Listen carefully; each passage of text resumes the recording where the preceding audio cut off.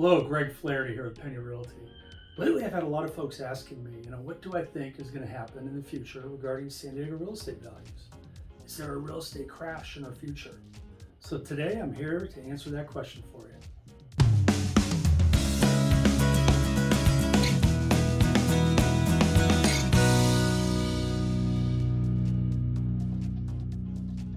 So there's a lot of people that are going to make their decisions based on their gut level feels to what they think might happen in the future.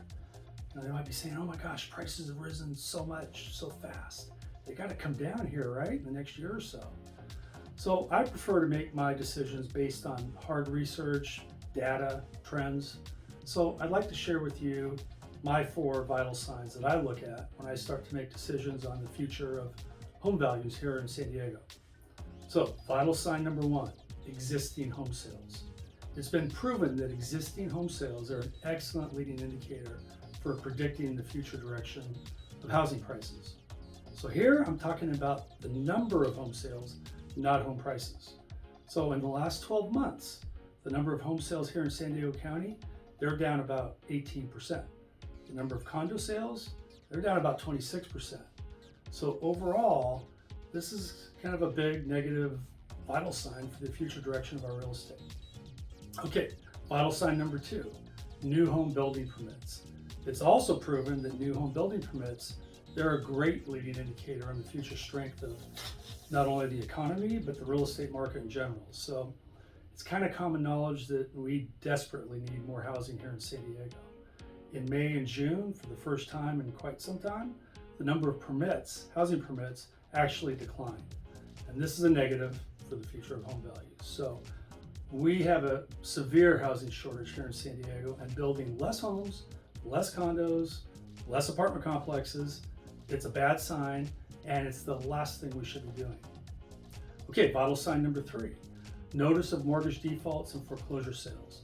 So I'm not going to bore you with numbers here, but suffice it to say that both notice of defaults, foreclosure sales, they're up and in an upward trend.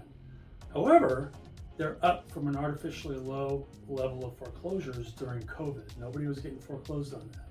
So I think we need more time to see if these foreclosures keep increasing as we get farther away from the COVID moratoriums. So overall, I would call this sign inconclusive for the time being anyways. Vital sign number 4, interest rates.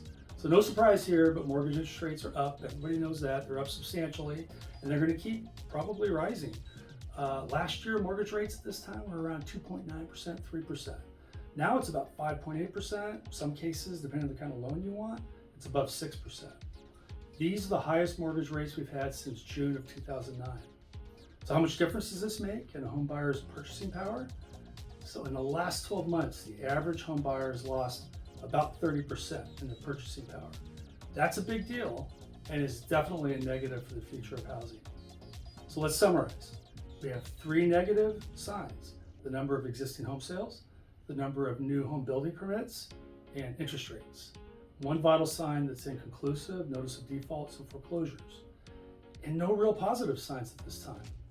Additionally, inventory of homes for sale, it's now slowly increasing. Bidding wars, they're not nearly as common if they're happening at all. And some sellers now, or many sellers, they're reducing their asking prices. So what does it mean? Well, we all know that booms eventually create busts. And yes, real estate has been booming over the last year. In the last housing crisis, that lasted from 2006 to 2012, it took prices back to around the year 2000 level. So here's the bottom line. I think the current market, it favors sellers, but just slightly. It's been one of the very best times to sell, but now is like your last chance to sell. I don't think this is going to last much longer. In the next year or two, it could be a good time to buy again. And I think prices from here are very slowly, they'll continue to rise or stay flat possibly through the rest of this year. But by 2023, maybe sooner if a recession hits, we could see some declines in housing prices. Is it going to be like the crash of 2008? I highly doubt it, but I wouldn't be surprised at all if we have a modest 5 to 10% drop in prices, probably sometime next year. All right, so that's my opinion. I'm sticking to it. Call me if you need some more real estate guidance. Thank you.